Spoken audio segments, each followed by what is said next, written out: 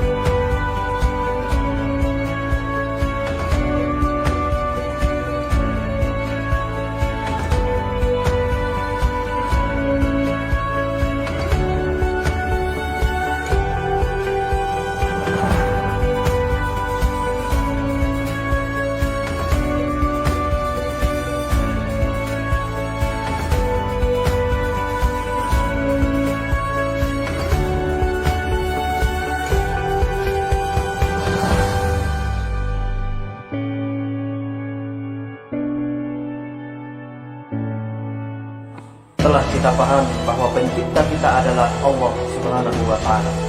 Lalu apa tujuannya Ia menghadirkan kita ke dunia? Agar kita menikmati kenikmatan dunia semata, untuk sekedar datang lalu pergi, atau ada tujuan lain? Misi apa yang sebenarnya ingin kita pecahkan dan selesaikan dalam kehidupan kita di bumi ini? Mari kita simak pembahasannya di Kantin Remaja edisi 10 dengan tema Misi Hidup di Planet Bumi.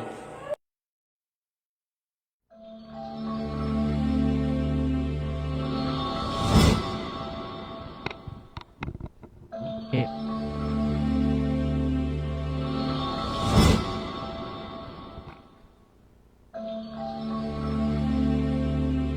Bismillahirrahmanirrahim. Assalamualaikum warahmatullahi wabarakatuh. Alhamdulillahirrabbilalamin. Salatu wassalamu ala asrafil anbiya wal mursalin wa ala alihi wa sahbihi ajma'in, amma ba'd.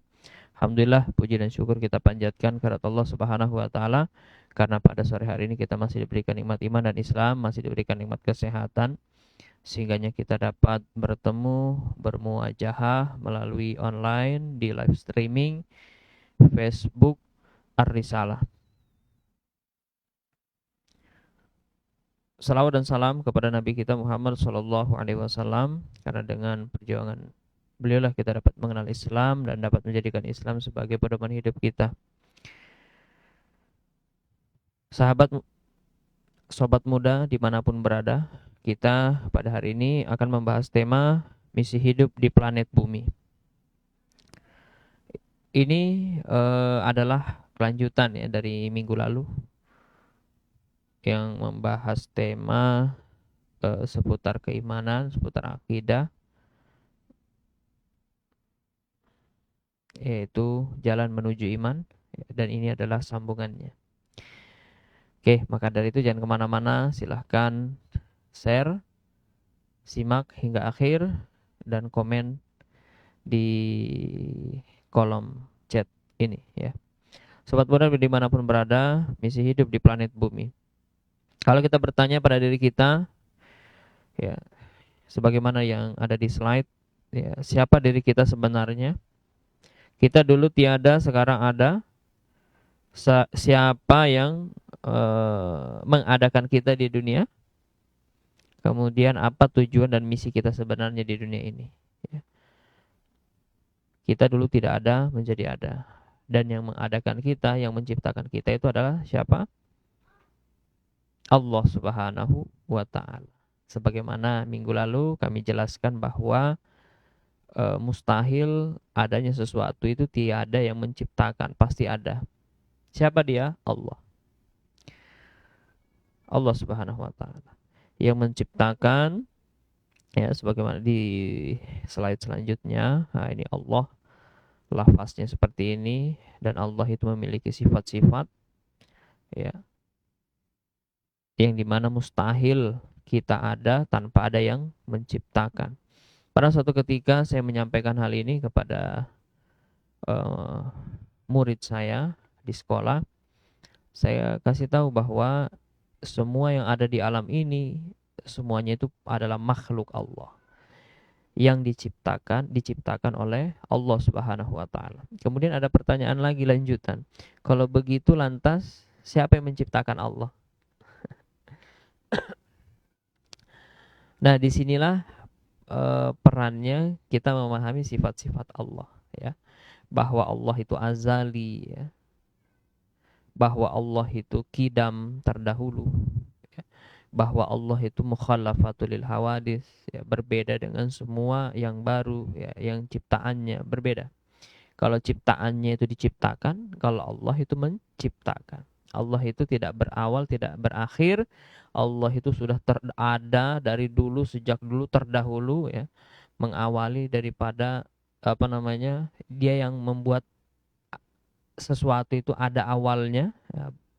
Dialah Allah, ya. Tiada berakhir, tiada berawal, tiada berakhir. Azali, kidam. Dialah pencipta manusia dan alam semesta. Ya, alam ini siapa yang ciptakan? Allah juga. Bahwa Allah alam ini kalau kita lihat teratur, pasti ada yang mengatur. Pasti ada yang mengatur. Nah, minggu lalu saya jelaskan, ibarat kalau ada orang lempar dadu 6 kali, lemparan yang pertama keluar mata dadu 1, lemparan kedua keluar mata dadu 2, sampai seterusnya sampai lemparan ke-6 keluar mata dadu 6. Ya, hal seperti itu tidak akan mungkin dan peluangnya sangat-sangat kecil sekali. Peluangnya itu 1/6 pangkat 7.776. Ya. Hampir mustahil, ya. Kalau toh terjadi tuh pasti diatur dulu, ya, dengan mungkin pakai magnet atau apa. Itu baru dadu, ya. Kalau dia teratur, ya, mustahil dia, kalau tidak ada yang mengatur, tidak akan ada keteraturan pada dadu tersebut. Begitu pula apalagi alam ini yang begitu kompleksnya, ya. Dan dia teratur. Mustahil kalau tidak ada yang mengatur, ya. Kita lihat ciptaannya begitu teratur, ya. Begitu sempurna, ya. Hewan, manusia, tumbuhan, semuanya hidup, ya. Bukan karena kebetulan, ya. Bukan karena itu semua, bukan imajinasi, ya. Semua ada, ya, dengan sistem reproduksinya masing-masing, sistem perkembangbiakannya masing-masing, sistem sel jaringannya masing-masing. Semua itu terjadi dengan teratur. Mustahil ada tanpa ada yang mengatur, tanpa ada yang menciptakan. Siapa dia? Allah. Begitu pula alam ini, ya, yang oleh para ilmuwan dikatakan alam ini dulu dikatakan satu, kemudian terjadi ledakan besar, teori Big Bang, ya. Hingga saat ini itulah teori yang paling masuk akal bagi para ilmuwan, teori Big Bang. Namun teori Big Bang ini tidak menjawab siapa yang meledakkan itu, ya kan? Akan tetapi Al-Quran menjawabnya di Quran surah Al-Anbiya, bahwa dulu itu satu padu, kemudian terjadilah fafataqona. Di situ Allah memisahkan keduanya antara langit dan bumi itu. Nah, di situ diceritakan bahwa yang memisahkan itu adalah Allah. Di situ ada kata-kata fafataqna, ya. Dhamir nahnu di ujungnya, ya, dhamir muttasil.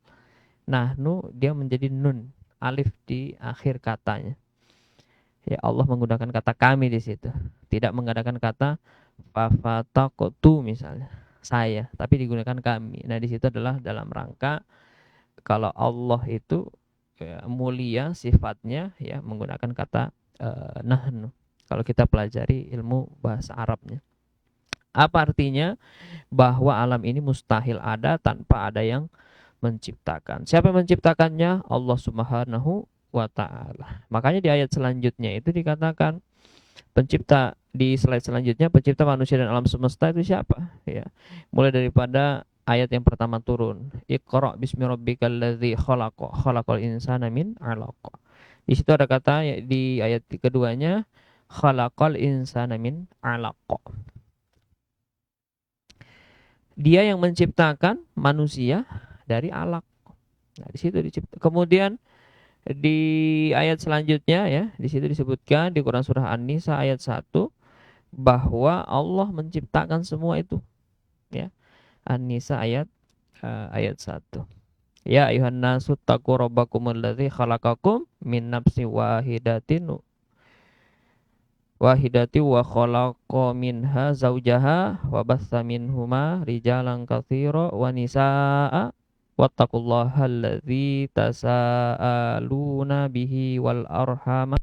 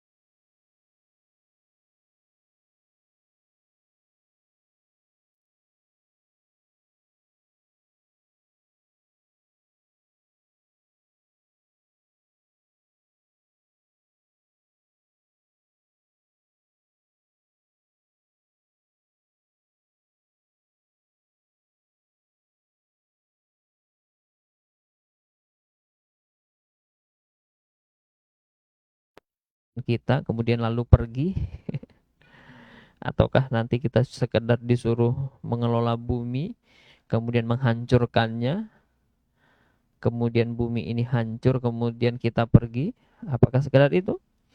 Ya, permisalan ya, antara sekolah dan masjid. Ketika kita masuk sekolah, ketika kita masuk masjid, pasti ada tujuannya. Ya kan, pasti ada tujuannya. Tidak mungkin kita sekedar datang ke sekolah cuma iseng. Ya.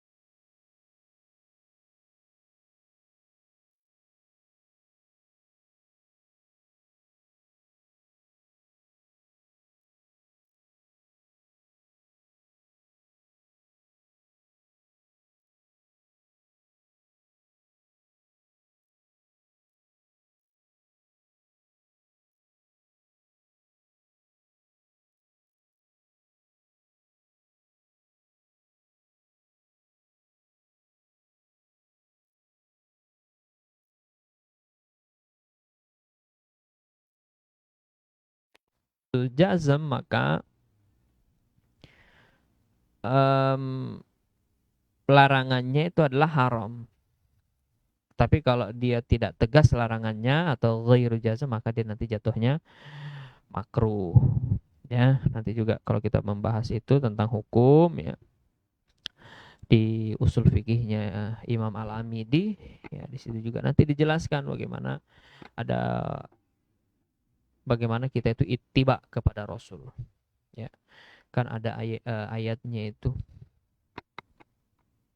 Qul in kuntum tuhibbunallaha fattabi'uni yuhibbukumullah wa yaghfir lakum dzunubakum. Nah, di situ dikatakan bahwa kalau cinta sama Allah maka ikuti Rasul. Ittiba, dan ittiba kepada Rasul ini nanti ada kata-kategorinya. Ya, ada kata-kategori. Ada nanti kalau kata Rasul sunnah ya sunnah. Allah melakukan ini ya seperti itu. Mencontohkan apa yang langsung dicontohkan Rasul. Ada juga kita mengambil daripada hukumnya saja. Ya. Ya, tidak juga mesti kita semua perkara itu harus sama persis. Misal Rasul kemana-mana naik onta, apakah kita juga harus kemana-mana naik onta? Ya, Rasul hidup di padang pasir, apakah kita juga harus hidup di padang pasir? Nggak boleh di padang rumput misalnya. Nah, itu nanti kita perlu pelajari bahwa ada hal-hal itu yang kita ambil hukumnya. Seperti itu. Nah, hadirin teman-teman, sobat muda dimanapun berada, taat kepada Allah Subhanahu wa Ta'ala. Ya, itu taat. Pernah suatu ketika sahabat itu, ada salah seorang sahabat menggoyang-goyang pohon korma. Ya, menggoyang-goyang pohon korma dia. Kemudian ditegur sama Rasul. Apa kata Rasul apa? Kalau tidak digitukan, apakah dia nggak berbuah? Nah, gitu kata Rasul. Nah, si sahabat ini ternyata padahal ditegur Rasul begitu saja. Dikira sahabat ini Rasul itu melarang untuk menggoyang-goyang pohon korma, ya. Maksudnya di situ adalah melakukan penyerbukan. Ya. Agar bisa berbuah itu korma kan harus dilakukan penyerbukan, ya. Bagaimana bisa benang sehari itu jatuh ke kepala putik, ya kan, itu kan kalau ilmu biologinya, ya, supaya terjadi pembuahan harus ada, ya, kalau bahasa ringkasnya itu bagaimana sel betina itu bisa bertemu dengan sel jantan supaya nanti terjadi pembuahan. Nah, begitu. Itulah fungsinya orang-orang Arab pada saat itu untuk menggoyang-goyang pohon korma itu. Nah, dikiranya dilarang sama Rasul, akhirnya tidak dilakukan oleh sahabat. Saking taatnya sahabat pada Rasul, dikiranya itu wajib. Ya. Tiba masanya panen, mereka tidak bisa panen. Kenapa? Tidak berbuah dia punyanya. Karena tidak dilakukan penyerbukan tadi. Datang lagi sama Rasul. Ya Rasul, ternyata panen kami tidak berhasil kali ini. Kan Rasulullah nyuruh kami pada saat itu tidak menggoyang-goyang. Kata Rasulullah tidak seperti itu maksudnya. Kemudian Rasul bersabda mengenai hadis yang antum a'lamu bi umurid dunyakum. Kamu itu kalian lebih mengetahui urusan dunia. Dunia kalian lebih mengerti. Urusan dunia itu apa? Tentang pertanian, ya kan? Tentang aktivitas, ya, kalau bahasa kita sekarang teknologi, ya silahkan aja dikembangkan. Akan tetapi dalam perkara hukum tetap kembali kepada apa-apa yang dicontohkan oleh Rasulullah Shallallahu Alaihi Wasallam. Ya, karena semua yang ada perkara-perkara manusia itu sudah dibahas di dalam Islam. Makanya kita tinggal taat saja, tinggal menjalankan saja kita itu. Karena semua sudah diceritakan, dijelaskan oleh Islam di Al-Quran, di hadis, ya kan? Sebagaimana di Al-Quran dikatakan bahwa Al-Quran itu menjelaskan semuanya. Wa nazzalna 'alaikal kitaba tibyanan likulli syai'in. Diturunkan Al-Quran itu untuk penjelas segala sesuatu. Segala sesuatu itu sudah dijelaskan oleh di dalam Islam. Kita tinggal taat saja. Pernah di salah satu seminar, salah satu pakar ekonomi Islam itu ditanya. Kebetulan doktor, pakar ekonomi Islam ditanya. peserta seminar ini tanya, dia bilang begini, adakah ayat Al-Quran yang berbicara ya, tentang perminyakan? Ada tidak? Karena si dokter tadi paham ngerti Islam, ya dia jelaskan bahwa Islam itu, Al-Quran itu menjelaskan semua sesuatu karena ada ayatnya. Wa nazzalna 'alaikal kitaba tibyanan likulli syai'in. Semuanya ada dijelaskan. Ya, bahwa Al-Quran itu juga selain di dalam Al-Quran, Al-Quran itu juga menunjuk satu sumber lain, yaitu apa? Hadis. Ya, di dalam hadis itu diceritakan bagaimana masyarakat ini berserikat. Al-muslimuna syuraka'u fi salasin fil ma'i wal kala'i wan nar. Ya, bahwa kita itu harus seluruh Muslim itu berserikat dalam 3 hal, ya. Yaitu apa? Dalam air, ya, sungai, laut. Nah, itu nggak boleh dimiliki oleh satu orang. Ya, sama-sama berserikat. Yang dimana nanti supaya nanti terjadi keteraturan, maka kepala negara yang mengatur. Begitu pula laut. Ya, begitu pula tambang-tambang yang menghasilkan, yang kata Rasulullah itu seperti seperti air yang mengalir, yang batasnya itu saking banyaknya itu tidak tahu ini kapan habisnya. Nah, ketika dia seperti itu kategorinya, maka nanti semua kaum muslimin berserikat untuk memiliki itu, yang dimana nanti supaya teratur nanti diatur oleh kepala negara, yang nanti juga nanti ujung-ujungnya untuk umat, karena kepala negara itu kan tugasnya untuk apa? Meriayah umat, mengurus umat. Makanya ada kata riayah diserap ke dalam bahasa Indonesia jadi rakyat, ro'iyah. Yang diriayah, maksudnya orang yang diriayah itu ya rakyat. Karena banyak dalam bahasa Arab itu diserap ke bahasa Indonesia, ya. Nah, sobat muda dimanapun berada, semua ada ya, termasuk dalam hal minyak, semuanya ada. Dalam hal apapun ada dijelaskan, ya. Walaupun nanti ada juga bagian-bagian itu dijelaskan secara ijmal, secara global. Adapun perinciannya, tafsilinya itu nanti diserahkan kepada manusia, ada sebagian itu. Misal kita sholat, ya, harus buat masjid, harus ada masjid.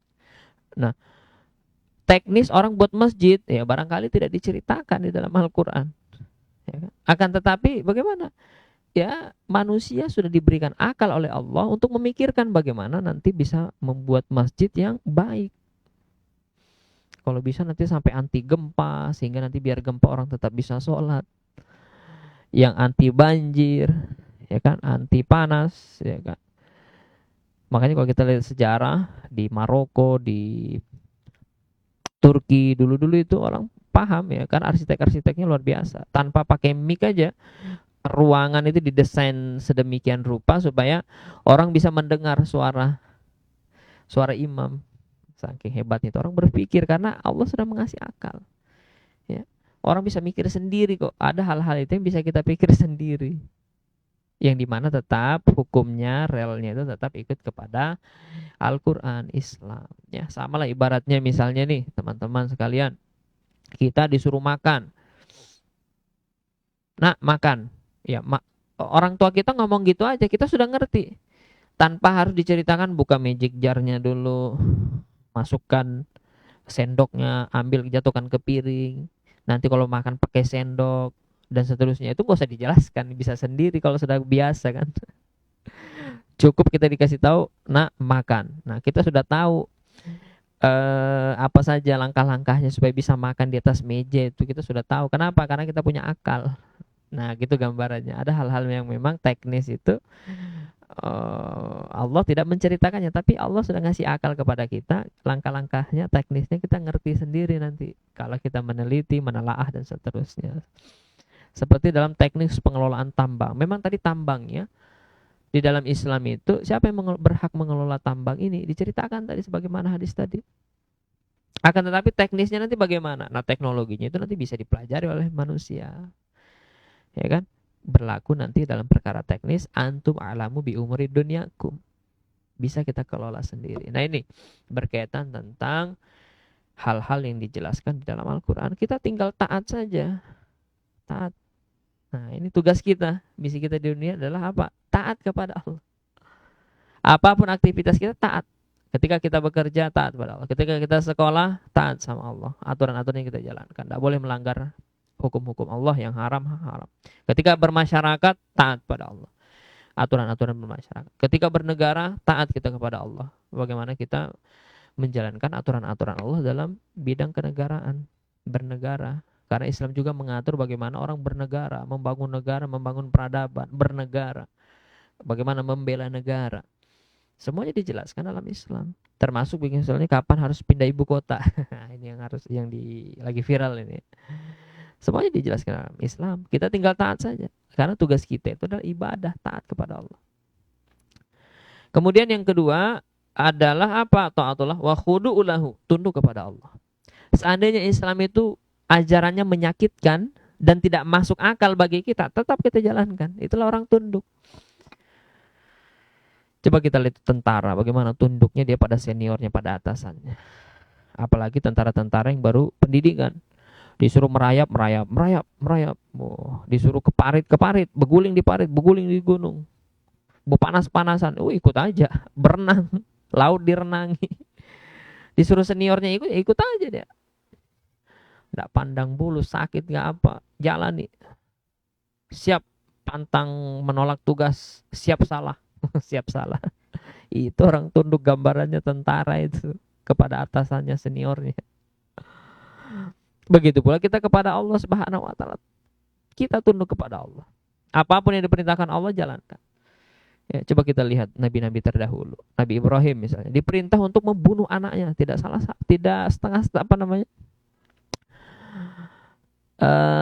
tidak salah-salah, langsung disuruh perintahkan untuk membunuh anak, sembelih. Tapi ternyata di balik itu ada hikmah. Ya, Allah itu memberikan aturan pasti tidak melebihi dengan kesanggupan kita. La yukallifullaha nafsan illa wus'aha. Tidak akan membebani, Allah itu tidak akan membebani manusia sesuatu yang di luar batas kemampuannya. Nabi Ibrahim diperintahkan ketika dia mau menyembeli anaknya, artinya apa? Langsung apa? Diganti dengan kibas. Tapi Nabi Ibrahim sudah memperlihatkan ketundukannya kepada Allah. Nabi kita Muhammad SAW diperintahkan untuk apa? Berdakwah di tengah orang-orang yang menyembah berhala, di tengah orang-orang yang tidak ngerti hukum-hukum Allah. Di zaman dulu yang disembah berhala, ya, ekonominya riba, mereka politiknya, kalau istilah modernnya kan politik. Zaman dulu mereka ya semacam parlementer begitu. Begitu ada masalah mereka ya rembukkan di Darun Nadwa. Ya, kalau zaman sekarang ada semacam parlemen, nah gitu mereka tempat bicara. Ya.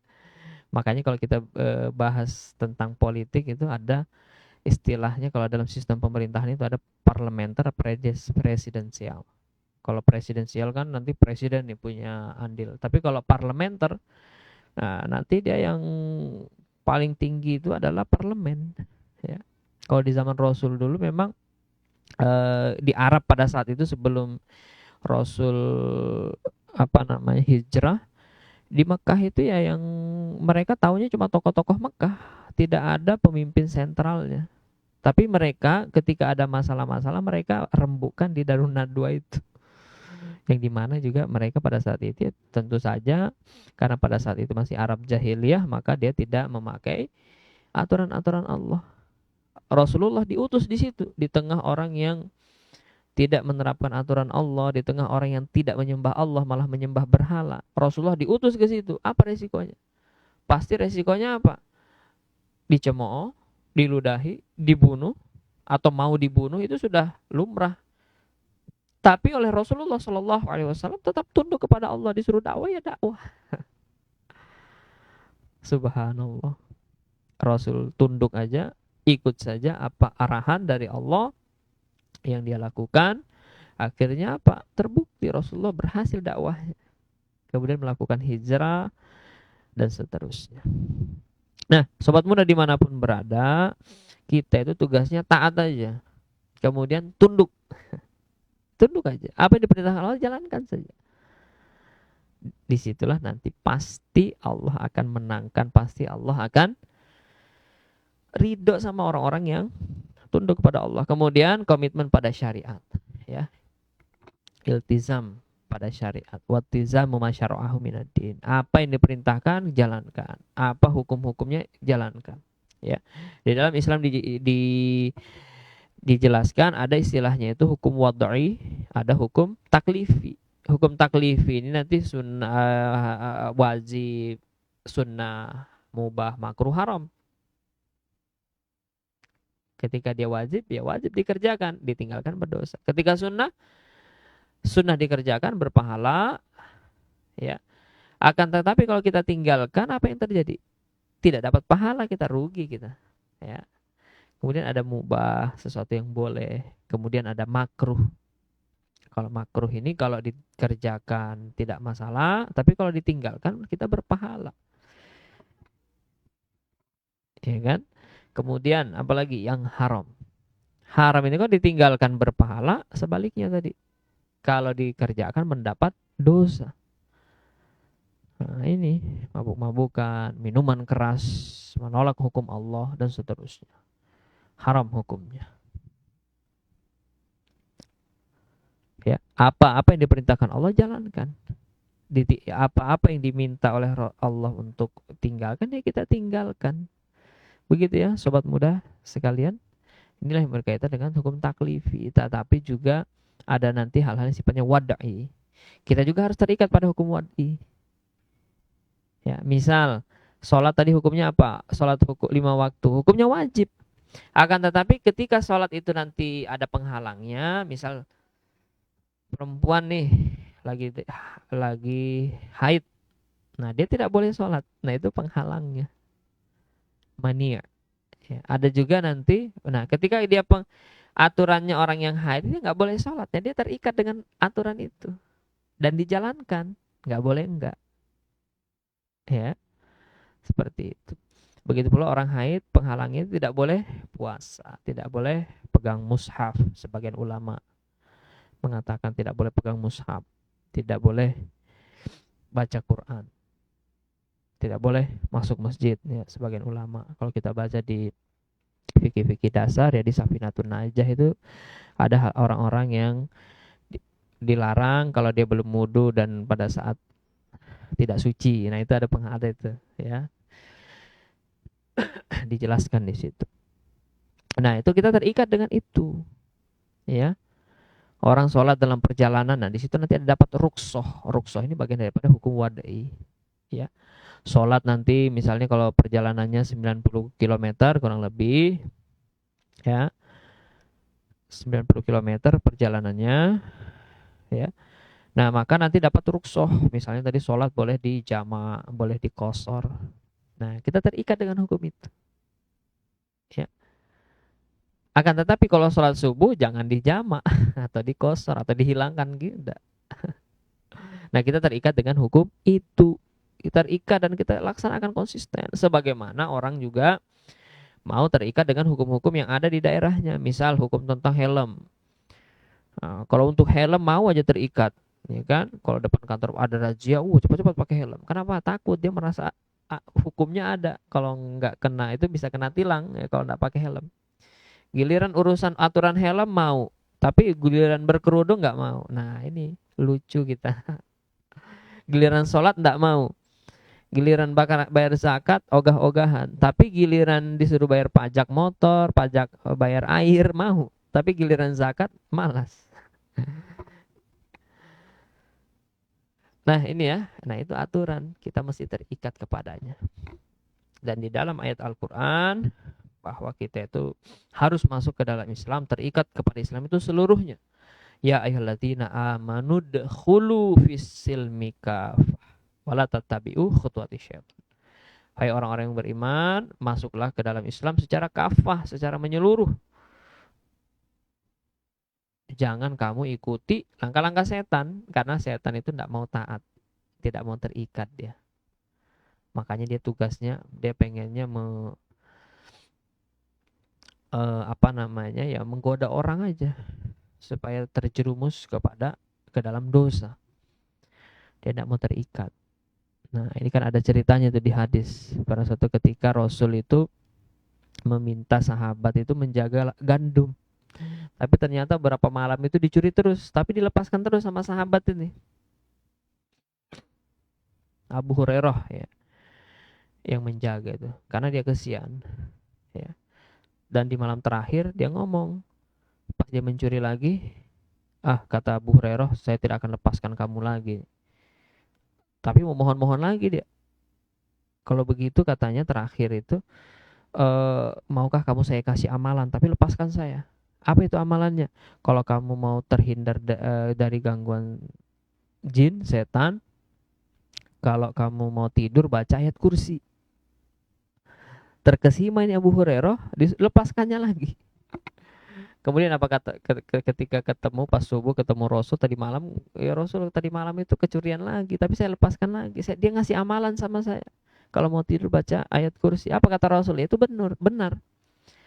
Tapi jangan kamu ikuti dia. Jangan kamu ikuti itu. Itu yang tadi malam itu adalah siapa? Adalah setan yang menjelma menjadi manusia dan dia mencuri gandum. Ya, tapi amalannya itu betul itu. Tapi jangan kamu melakukan itu karena ngikutin dia. Nah, Profesor Ali Mustafa Yakub menjelaskan mengenai hadis ini bahwa apa? Manusia setan, jin itu bisa menjelma menjadi manusia, bisa menjelma, dan dia itu senantiasa merayu manusia, menggoda manusia, tidak pernah bosan dia menggoda, merayu manusia terus-terusan, dan dia pintar itu merayu manusia. Sebagaimana dia merayu untuk dilepaskan kepada Abu Hurairah. Nah, kemudian bisa saja setan itu menyuruh manusia untuk berbuat baik. Akan tetapi dia melencengkan niatnya, bukan lagi niat pada Allah tapi niatnya pada setan tadi ya, sebagaimana tadi dikasih amalan itu, tapi Abu Hurairah diingatkan sama Rasul, jangan ikuti dia. Memang betul itu amalannya tapi kamu jangan ikutin. Karena kita itu kalau ibadah, beramal ya karena Allah, bukan karena yang lain. Nah, seperti itu. Itulah setannya. Jangan, makanya di ayat ini diceritakan jangan kita ikut langkah-langkah dia, maka kita masuk ke dalam Islam secara kafah, secara menyeluruh. Nah ini sobat muda dimanapun berada. Di slide selanjutnya, bagaimana sih ketaatan totalitas itu? Islam, syariah Islam itu mengatur 3 hubungan atau mengatur 3 dimensi. Dimensi hubungan yang pertama adalah hubungan manusia dengan Allah.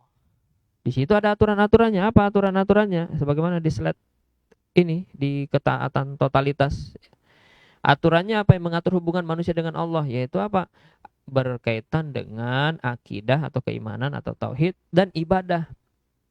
Nah, ini adalah hubungan untuk yang mengatur hubungan kita dengan Allah. Kemudian apa lagi? Hubungan manusia dengan dirinya sendiri. Berkaitan tentang apa?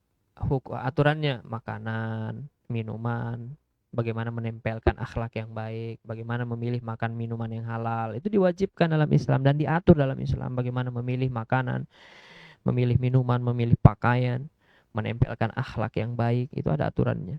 Kemudian juga, dan tidak harus kita lupakan, tidak boleh kita lupakan dan kita harus ikuti juga mestinya, yaitu apa? Hubungan manusia dengan manusia yang lain. Hablum minanas. Kalau dengan Allah hablum minallah, dengan diri kita sendiri hubungannya adalah hubungan hablum minan nafas. Kalau dengan manusia yang lain hablum minan nas. Apa aturan-aturannya yang mengatur hubungan antara manusia dengan manusia yang lainnya? Antara istri dengan suami, antara pejabat dengan masyarakat, pemimpin dengan yang dipimpin. Apa? Ada yang namanya politik luar negeri, sistem pendidikan, sistem pergaulan, sistem ekonomi, sistem pemerintahan, ya, yang berkaitan dengan muamalah, ya. Kemudian ada berkaitan dengan ukubat, ya, yaitu hudud, jinayat, takzir, mukhalafat, yang berkaitan dengan hukum peradilan. Itu juga mesti kita harus ikuti semuanya, ya. Ada nanti yang bisa kita lakukan sendiri, sholat kita bisa sendiri. Akan tetapi juga ada nanti hal-hal yang bisa harus berjamaah. Dakwah misalnya, ada dakwah berjamaah, ada dakwah fardhiyah sendiri.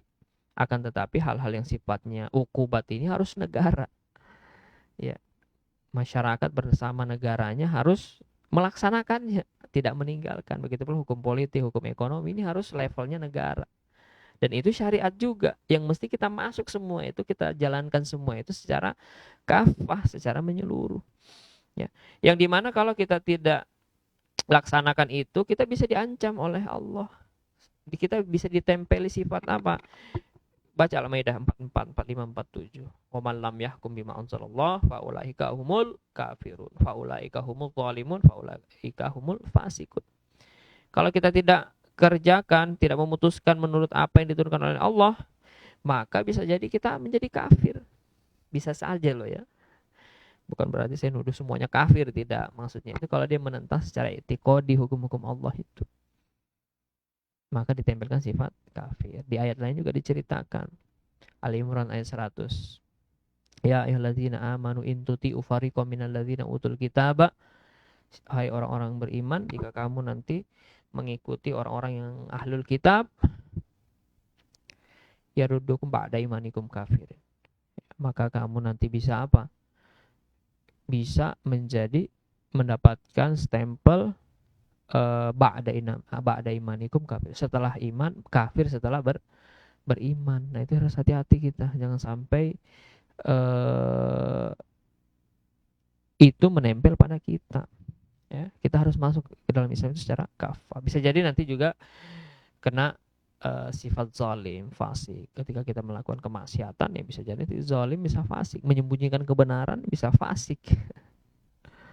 Ya, yang dimana sama-sama dosa. Nauzubillah min zalik. Semoga kita jangan sampai kita tidak menjalankan aturan-aturan Allah sebagaimana ayat ini. Ya, barang siapa yang memutuskan menurut apa yang Allah turunkan, tidak memutuskan menurut apa yang Allah turunkan, maka bisa jadi dia kafir, zalim atau fasik. Kemudian perintahnya lagi, An-Nisa ayat 59. Hai orang-orang yang beriman, ya ayyuhalladzina amanu atiullah wa atiur rasul, taatilah Allah dan Rasul, wa ulil amri minkum, dan ulil amri di antara kamu. Jika ulil amrinya itu Islam, beriman, beramal soleh, kita wajib taati. Tapi kalau dia salah, maka kita ingatkan. Bukan kita ikuti kesalahannya. Kemudian fa'in tanaza'tum fi syai'in, jika kamu berlainan pendapat tentang segala sesuatu, farudduhu ilallah wa rasul, kembalikan dia kepada Al-Qur'an dan Rasul. Ya, ini adalah perintah, farudduhu ilallah wa rasul, kembalikan dia semuanya itu kepada Allah dan Rasul. Artinya apa? Kita harus memakai hukum Allah, hukum Islam, syariat yang Allah turunkan ini, ya, ini agama Islam. Yang dimana tadi kita wajib masuk semuanya secara total, secara kafah. Ini perintah dari Allah, bukan perintah dari yang berbicara ya, tapi dari Allah. Nah teman-teman sekalian, dimanapun berada, kita datang hadir di dunia ini, misi kita itu tadi, untuk beribadah kepada Allah. Ya, misi itulah yang membuat kita apa? Senantiasa untuk taat kepada Allah, kemudian tunduk kepada Allah, komitmen pada syariat Allah. Ya, ini misi kita. Apapun aktivitas kita, itu yang kita laksanakan. 3 ini. Ya, walaupun nanti penjabaran ibadah itu ada luas banyak ya, tapi pada intinya adalah 3 itu. Nanti ada ibadah mahdhah, ada ibadah ghairu mahdhah. Ada ibadah khassah, ada ibadah am. Tapi pada intinya kembali kepada itu tadi. Taat, tunduk, dan komitmen pada syariat Allah. Wajib kita masuk semuanya, bukan hanya dalam perkara ibadah, bukan hanya dalam perkara akhlak, akan tetapi juga pada sistem-sistem yang tadi sudah disebutkan, yang mengatur hubungan manusia dengan manusia yang lainnya, pergaulan, pendidikan, politik, hukum, jinayat, peradilan, dan seterusnya. Nah, inilah tugas kita di dunia, teman-teman sekalian, misi kita yang harus kita jalankan, selesaikan, pecahkan sebelum kita wafat. Kita mesti melakukan itu. Ya, ingat di slide selanjutnya, di hadis riwayat Tirmizi, di situ dikatakan, apa urusanku dengan dunia? Tidakkah aku di dunia ini kecuali hanya seperti musafir yang bernaung di bawah pohon lalu pergi meninggalkannya. Nah, di hadis ini diceritakan dunia itu ibarat kayak musafir saja. Dia singgah sebentar di bawah pohon, bernaung, setelah itu pergi. Dunia ini sekedar tempat singgah saja. sekedar untuk tempat meninggal saja, bukan tempat tinggal yang sebenarnya. Tempat tinggal sebenarnya itu apa? Nanti ada selanjutnya. Ya, yang dimana ada satu alam lagi yang disitulah nanti tempat tinggal kita sebenarnya. Suatu ketika Umar bin Khattab pergi ke rumah Rasulullah Shallallahu Alaihi Wasallam. Sahabat ini, Rasulullah ini tidur di atas tikar yang ditutupi hanya selembar kain pakaiannya Rasulullah. Kemudian ketika Umar datang, Rasulullah bangun Rasulullah. Kemudian Umar Ibnul Khattab ini melihat bagian perut Rasul itu becap dengan tikarnya. Becap gitu. Padahal Rasul itu apa? Pemimpin negara. Kemudian Umar bin Khattab lihat rumahnya yang sangat sederhana sekali. Dia buka lemarinya, cuma ada apa? Hanya sekantong sedikit sekali, hanya ada tepung bahan makanannya, kasihan Rasulullah. Akhirnya apa?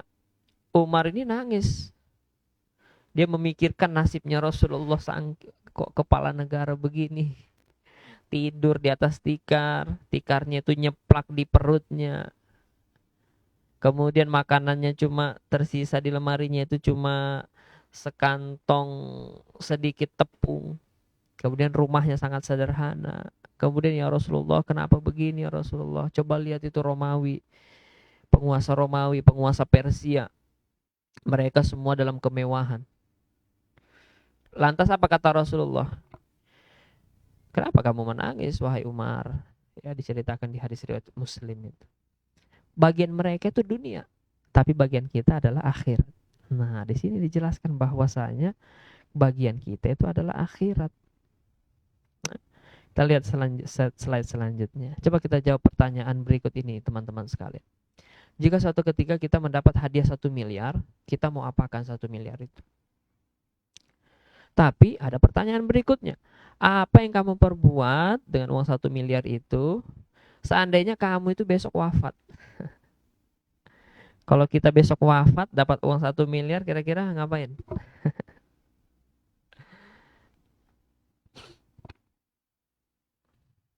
Ayo coba ngapain? Apakah masih mikirkan dunia atau masih mikirkan akhirat? Yang dimana tadi dikatakan di dunia itu hanya sekedar singgah saja.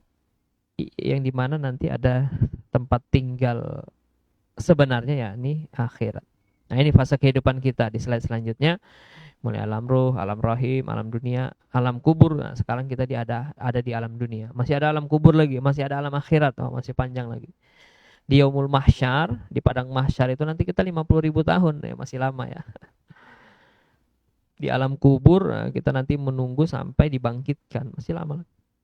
Dan di dunia, di mana nanti semua penentu kehidupan kita selanjutnya itu bahagia atau tidak adalah kehidupan kita di dunia. Nah, kemudian di slide selanjutnya, di dalam hadis riwayat Tirmizi dikatakan tidak ada seorang meninggal kecuali dia pasti menyesal. Kata Rasulullah seperti itu. Kemudian sahabat bertanya, apa yang dia sesalkan wahai Rasulullah? Beliau menjawab, jika pelaku kebaikan, ia akan menyesal. Mengapa tidak melakukan kebaikan lebih banyak lagi? Kemudian jika dia pelaku keburukan, dia akan menyesal. Mengapa tidak sejak awal berhenti melakukan keburukan? Nah, ini penyesalan orang baik dengan orang buruk kalau sudah meninggal ya. Dan ini nanti kita semua akan merasakannya. Ya. Pada suatu ketika sahabat itu ada juga kisahnya. Ya. Ketika dia meninggal cuma mengatakan sepatah katanya, andaikan yang baru. Itu ada kisahnya. Yang pada intinya adalah ketika Rasul menceritakan kepada istrinya, si sahabat ini ketika dia meninggal itu dilihatkan oleh Allah balasan-balasan kebaikannya. Akhirnya sebelum dia meninggal dia berkata seperti itu pada Rasul, kenapa? Ya andaikan yang baru, ya kan? Nah gitu. Andaikan semuanya, andaikan lebih jauh. Ketika itu dia membantu orang, memberikan orang separuh. Ya, itu sudah dilihat balasannya oleh Allah kepada sahabat ini luar biasa balasannya. Akan tetapi dia berpikir, coba semuanya saya kasihkan. Nah ini ya, ini gambaran tentang betapa orang baik itu nanti menyesal kalau sudah mati. Penyesalannya kenapa? Kebaikannya tidak banyak lagi, tidak lebih banyak lagi gitu. Begitu pula orang yang melakukan keburukan, maksiat, dia akan juga menyesal ya. Penyesalannya beda tapi ya. Semoga kita yang baik tadi. Nah kemudian hadis riwayat Bukhari Muslim.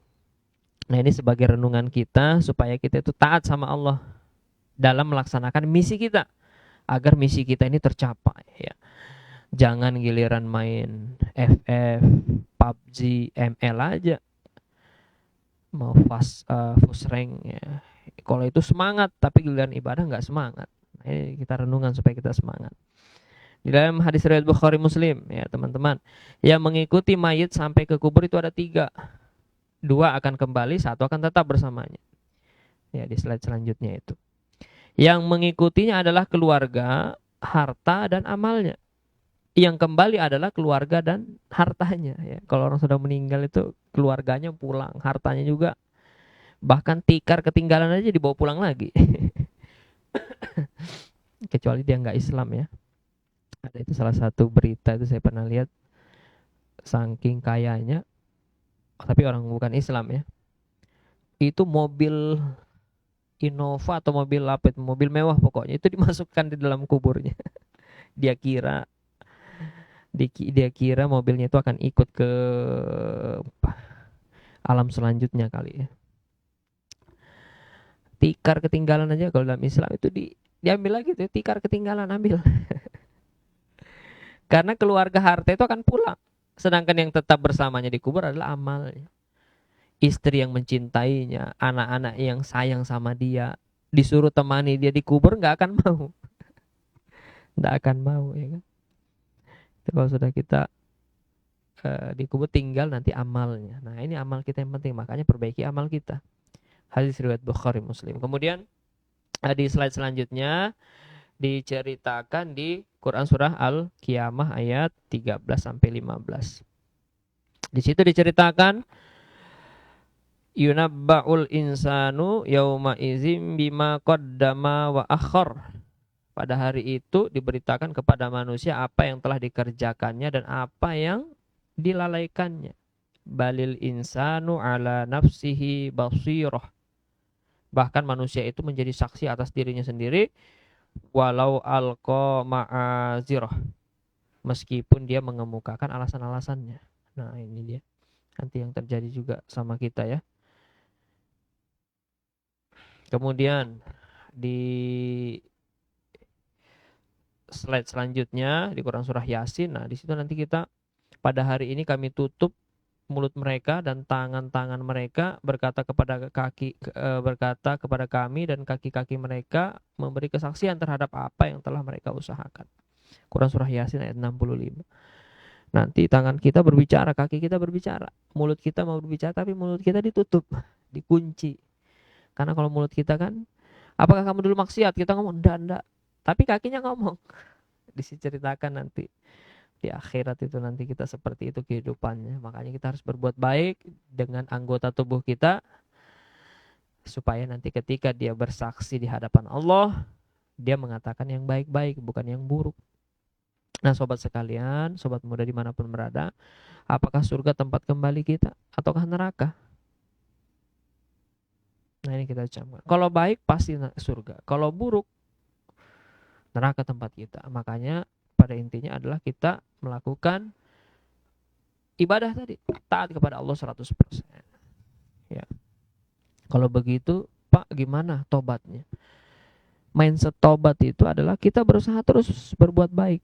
Ketika kita khilaf, ya, kemudian berbuat buruk, ya udah tobat. Jangan memikirkan bahwa ya sudahlah, berbuat buruk aja dulu, tobatnya nanti aja deh. Nah, ini yang salah mindset tobat itu nggak begitu. Maka kita beramal ya, sebagaimana diceritakan di ayat itu ya, di slide yang di atasnya tentang surga Shad 4954. Kemudian tentang neraka Al-Hajj ayat 19 sampai 22. Kemudian di ayat lain juga diceritakan di Quran surah Al-Bayyinah, innal ladzina kafaru min ahlil kitab wal musyrik fi nari jahannam khalidina fiha ulaika hum syarrul bariyah. Sesungguhnya orang-orang kafir, musyrik ahlul kitab itu apa? Dikatakan di situ. Kalau kafir ahlul kitab wal musyrik fi nari, ya, fi nari jahannam. Mereka ada di neraka jahanam dan mereka seburuk-buruk makhluk. Innalladzina amanu wa amilus solihati, sesungguhnya orang yang beriman dan orang yang beramal soleh, mereka itu adalah apa? Khairul bariyah. Innalladzina amanu wa amilus solihati ulaika hum khairul bariyah. Jazaohum inda rabbihim jannatun adnin tajri min tahtihal anhar. Balasan bagi mereka dari Allah itu adalah apa? Surga. Nah, ya kan, makanya apa? Beriman dan beramal soleh. Beramal soleh itu apa? Ya bertakwa. Bertakwa itu apa? Melaksanakan semua aturan Allah. Kembali kepada ibadah tadi. Taat Allah, tunduk kepada Allah, komitmen pada syariat. Nah ini misi kita tadi. Ya, jangan sampai itu lalai. Tunduk, taat, tunduk, terikat pada hukum Allah, syariat Allah, agama Allah. Nah ini, ya. Kemudian apa yang mesti kita lakukan? Yang pertama, ya, slide selanjutnya. Yang penting kita lakukan adalah yang pertama apa? Menempa diri dengan tsaqafah Islam. Kita terus belajar sehingga kita tadi bisa menjalankan misi kita tadi, ibadah, yakni taat, tunduk dan komitmen pada syariat, ya. Supaya itu semakin kuat, ya, apa yang pertama? Menempa diri dengan tsaqafah Islam. Terus ngaji, pelajari Islam. Terus, ya, ngaji terus, ya.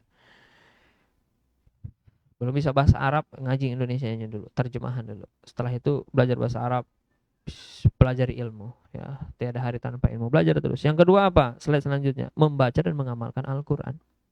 Ada orang diceritakan di dalam Al-Qur'an itu, Al-Furqan ayat 30, di situ dikatakan mahjuro. Ya, orang-orang yang melalaikan Al-Qur'an, mengabaikan Al-Qur'an. Siapa dia? Nah, di situ dikatakan oleh Syekh Muhammad Ali As-Sobuni, di situ dikatakan bahwa menjelaskan ayat ini, yang pertama adalah walam yaqra'ul Qur'an, orang yang tidak membaca Al-Qur'an. Yang kedua apa? Walam yatadabbar, orang yang tidak mentadabburi, tidak mempelajari Al-Qur'an. Kemudian yang ketiga apa? Walam ya'mal, yang tidak mengamalkan Al-Qur'an. Yang tidak melakukan tiga hal ini, maka dia melalaikan Al-Qur'an. Nah, makanya kita baca, kita amalkan. Membaca, bagaimana maksudnya membaca? Kita pelajari Al-Qur'an. Kalau yang sudah bisa, ya perbagus sih tajwidnya, fasahahnya, makharijul hurufnya. Kita baiki terus. Nah, ini orang yang tidak melalaikan Al-Qur'an begitu, dia senantiasa memperbaiki bacaannya. Kalau belum bisa, ya, Ustaz, tapi kalau sudah tua gimana? Ya udah, belajar terus. Al-Fatihahnya belum benar gimana? Belajar terus. Kalau tidak mau dikatakan orang mahjur yang melalaikan Al-Qur'an. Yang kedua apa? Mempelajari, mentadabburi. Ya. Kita pelajari terus isinya, kandungannya. Jangan sampai saat ada orang itu pegiat sosmed, dia mengatakan tidak ada kewajiban sholat di dalam Al-Qur'an. Kenapa dia ngomong begitu di sosmednya? Atau di wawancaranya atau apa? Karena dia tidak mentadabburi Al-Qur'an, jadi nggak ngerti. Padahal kewajiban sholat itu ada di dalam Al-Qur'an, 5 waktu. Di mana ayatnya? Ada surah Toha ayat 130. Ya, di situ dikatakan bertasbih, sama kata Allah itu sebelum matahari terbenam, kemudian setelah matahari terbenam. Nah, di situ sholat subuh, kemudian sholat asar, kemudian di malam-malam hari sholat isya, kemudian atrofan nahar. Atrofun nahar itu ujung-ujung siang. Ujung siang pertama dan kedua itu kata Imam Qurtubi maksudnya adalah zuhur. Kemudian penghujung siang yang ketiga itu adalah maghrib. Nah, di situ disebutkan. Tapi orang yang pegiat sosmed mengatakan tidak ada kewajiban di dalam Al-Qur'an. Nah, itu kenapa? Karena tidak mentadabburi Al-Qur'an, sehingga dia tidak ngerti gimana tafsirnya. Memang bahasa Al-Qur'an itu beda dengan bahasa kita manusia biasa. Beda.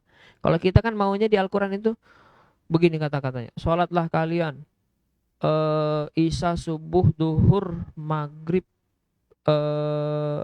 isya, subuh, duhur, asar, maghrib. Nah, itulah kewajiban 5 waktu. Kalau tidak masuk neraka. Di Al-Quran nggak ada kata-kata begitu. Tapi Al-Quran itu mengisahkan, menceritakan kewajiban sholat ini dengan indah bahasanya. Coba lihat di Quran surah Toha itu bercerita tentang sholat. Kemudian yang ketiga, meneladani Nabi SAW dan para sahabat. Kul in kuntum tuhibbunallaha fattabi'uni yuhibbukumullah. Kalau kamu cinta sama Allah, taat ikuti Nabi. Nah, ini kita perlu pelajari. Ada hal-hal yang khusus bagi Nabi, tapi tidak kita ikuti. Ada nanti hal-hal yang umum, ya Rasul wajib sholat, ya kita juga wajib sholat. Rasul dakwah, kita dakwah. Ya, kemudian banyak perkara lain yang harus kita taati, ya. Sebagaimana tadi kita taat Allah, misi kita agar semakin kuat, yaitu tadi taat Allah, tunduk, kemudian komitmen. Nah, ini yang ketiga ya, supaya makin kuat. Yang keempat, slide selanjutnya, takwa dalam segala keadaan. Nah, kita takwa dalam segala keadaan. Ittaqullaha, makanya setiap orang sholat Jumat itu kan pembukanya. Ya ayyuhalladzina amanu taqullaha haqqa tuqatih wa la tamutunna illa wa antum muslimun. Hai orang-orang yang beriman, bertakwalah kepada Allah. Ya, dan janganlah kamu mati dalam keadaan yang tidak muslim. Matilah kita dalam keadaan yang muslim. Dan orang yang bertakwa ini apa? Wasari'u ila magfirati min rabbikum wa jannatin arduha samawati wal ardh u'iddat lil muttaqin. Nanti surga itu untuk orang-orang yang bertakwa. Saya semangat menyelesaikan misi kita sebelum kita wafat. Kemudian yang kelima, memperbanyak amal kebaikan. Sebagaimana di Al-Bayyinah tadi, orang-orang yang beriman beramal soleh, dia sebaik-baik makhluk. Dan dia dibalas oleh Allah dengan surga. Jannatul Aden. Minta jeri, minta tihala. Di mana di sana itu mengalir sungai-sungai. Yang keenam, supaya semangat terus menggapai ranking dalam ibadah, bukan sekedar ranking dalam ML ya, Mobile Legend. Yaitu istiqomah dalam ketaatan. Summastaqomu, beristiqomahlah. Istiqomah terus, komitmen terus jalankan. Kemudian yang ketujuh, berpacu dengan waktu. Ingat, waktu kita terbatas. Setiap umat itu walikuli umatin ajalin. Ada ajalnya. Kullu nafsin za'iqatul maut, yang dimana ajal itu tidak kita ketahui, maka kita berpacu dengan waktu. Kita manfaatkan waktu kita dengan sebaik-baiknya. Ya, di Al-Asr juga diceritakan, wal as innal insana lafi khus illal ladzina amanu wa amilus sholihat. Orang-orang yang tidak memanfaatkan waktu dengan baik, dia akan dalam kerugian, ya, kecuali bagi mereka amanu wa amilus sholihati. Nah, diceritakan ya. Maka yang perlu kita lakukan lagi adalah manfaatkan waktu untuk belajar, ibadah, berdakwah dan berkarya untuk agama kita. Ya. Untuk dunia kita, untuk akhirat kita, kita berkarya dengan sebaik-baiknya. Di dunia kita bermanfaat bagi orang lain, dan kita nanti juga berkarya untuk agama kita, sehingga kita tercatat sebagai orang-orang yang tidak melupakan misi kita hidup di dunia sebelum masa muda kita hilang ditelan usia. Nah, jangan sampai masa muda kita ini habis, tapi amal ibadah kita nggak ada. Makanya manfaatkan waktu ini, kita pacu diri kita untuk apa? Beribadah, dakwah, belajar, ibadah, dakwah, belajar. Sehingga kita terus termotivasi, semakin kuat untuk memenuhi misi kita, menyelesaikan misi kita, yakni apa? Ibadah kepada Allah Subhanahu wa taala. Misi hidup di planet bumi. Insyaallah sudah terjawab. Kalau ada kurangnya mohon dimaafkan. Mungkin ini yang bisa saya sampaikan. Lebihnya datang dari Allah, kekurangannya datang dari diri saya pribadi. Mari kita akhiri perjumpaan kita. Subhanakallahumma wa bihamdika asyhadu an la ilaha illa anta astaghfiruka wa atubu ilaik. Mohon maaf atas segala kekurangan dan kesalahan. Wabillahi taufiq wal hidayah. Wassalamualaikum warahmatullahi wabarakatuh.